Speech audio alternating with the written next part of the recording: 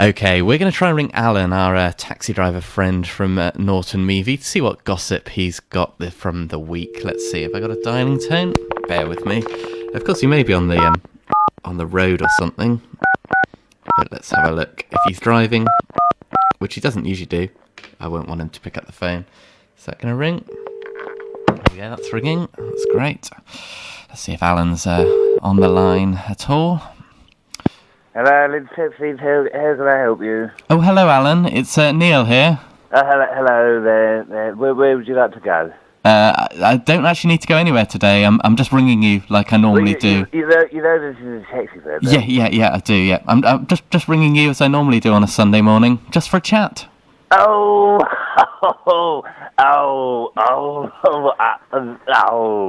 hello, Paul. Sorry. Hello, Alan. The name's Neil, by the way. Yeah, whatever. Oh, get me. You know. Oh. It's been one of those exciting weeks, Paul. Really? You know? Why has it been so exciting? Oh, I couldn't believe it when you rang up. Yes, I seem to be meeting them all this week. Meeting all who? You know, celebrities. Celebrities? Oh, yeah. You have to laugh. You know, you are a minor kind of celebrity type thing. About as minor as you get. Well, yes, really. I don't really tell my friends that I do talk to you, but, you know, if I did, I'd probably pick you up and you'd be probably jealous of Ross. You know, I'd lie. But I'll tell you what there, Paul. What? I've had, you know, oh, you've got to laugh. I've had a celebrity. Really? In my taxi. A celebrity? What kind of celebrity? Tell you what, he was such a gentleman. He was. Really? Yes, because I got a phone call, you know, like I normally do. You got to laugh, really. And I said, hello, Alan's Taxis, how can I help you? And he said, I'd like to go to the other side of Norton Meavy, near the old, you know, the football pitch.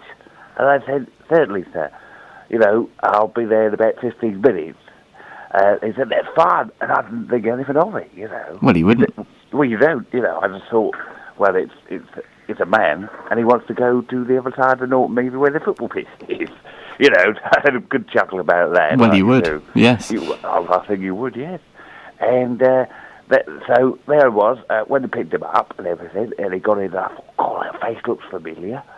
I looked at him, and I thought, God, I do know him. So I quick turned around and have a good old gawp at him, you know. And I realised I didn't know him. Oh. And he was a famous person, which really? was lovely. So, you wouldn't expect it, really, would you? No. Quite honest there, Paul. What? You know, something like that. It just doesn't happen to you every day. You know, it's not as if I'm like, you know, a London taxi or all that, you know. But it was amazing, you know. So I told Mr. McGoggins, are you still there, Paul? I'm still here, yeah. Yes, I told Mr. McGoggins, you know, about him. She went and told her friend, Edith, who lives, you know, about 3-4 doors down. Do you know Edith? I don't know Edith, no I don't know her. She's a lovely lady, as long as they don't get too close. Oh right. She tends to spit a lot. A spit? Spit, you know. Oh, gosh, that's... Yes, but anyway, other than that, she's a lovely lady. And well, she does swear occasionally, but, you know, beggars can't be tutored and all that. And I think it's what God dealt her. Not that I'm a religious man or anything, but, you know.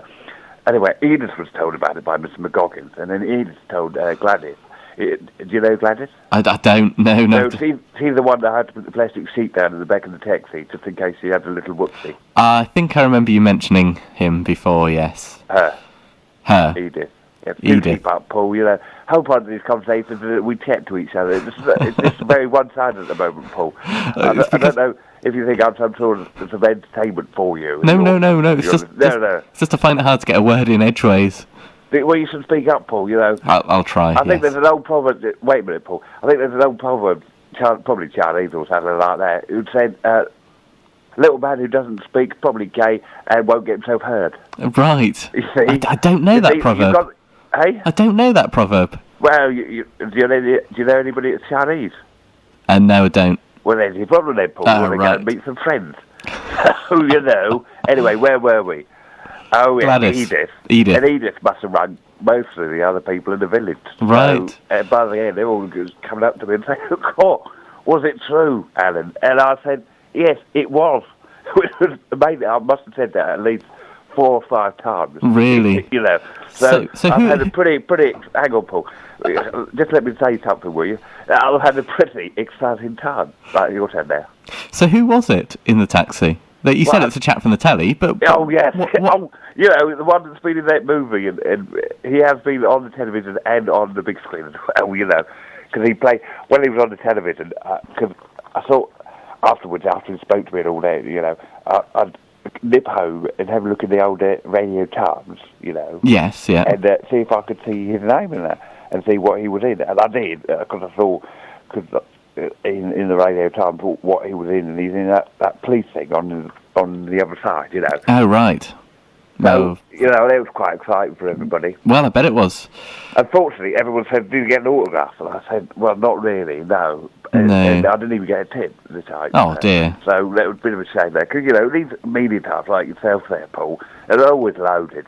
Of course we are, yes. Yes. Yeah. Yes. So I know the kind of tips you leave me, and I must admit, Paul, next time you leave something like that in my taxi, I'm going to have to charge you for it. It's horrible trying to clear it up. I don't know if your mother would approve of what you do in the back of taxis with all these fat girls.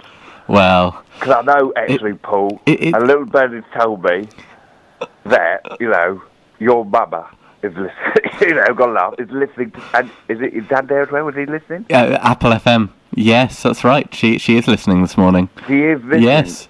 Yes. I did mention it earlier, briefly. Yes, I know. I heard it on the old television and that, and I thought I'll mention that, and they'll probably say hello. What are their names, Paul? Well, they're my mum and dad. I call them. Okay. Generally. Well, but I can't do that, Paul, because if I say hello, mum and dad, that means I would be talking to someone that's dead. So I don't really want to do that. You know. Don't believe in all that. It's Dave and Sue. Who? Dave and Sue. Dave and Sue. There we go. Okay.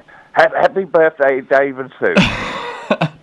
Well, it's been good talking to you again, Alan. No, I'll tell you what, Paul, it's been lovely. Yeah, have you got any plans for the rest of the day? Because obviously you're still... I haven't been talking yet. It's been lovely talking to you, Paul. And have you noticed I haven't had any jives on your sexuality this week? Well, thank you very much. So, you know, mum's the word about your gayness, so I won't say a word. That's all right, Alan. So what was your question again, Paul? The question was, what are your plans for the rest of the day? Plans for the rest of the day. Yeah, I'll just have It's a very simple question, really. It is a difficult question. You know. Well, actually, to be quite honest, I'm doing a little bit of metal work at home. Metalwork? Metalwork, What are you making? Well, I was trying to make a pen holder. A pen holder? Yes. Do you have lots of pens that need holding? Well, not really. I'm making it for the taxi. Oh, right, I see, yeah. So I've got 14 foot of 2x1 tube at the moment. And some wires and some bolts, and that's as far as I've got. That's and some it doesn't pen. look anything like it does on the packet. Right. So, you know, you've got to laugh about these things, haven't you, Paul, you know. Anyway, where's it, lovely Sharon? Well, actually, we've had an email from her. Oh, have you? Yes, we have. And what's an email, Paul? Her name's actually Siobhan.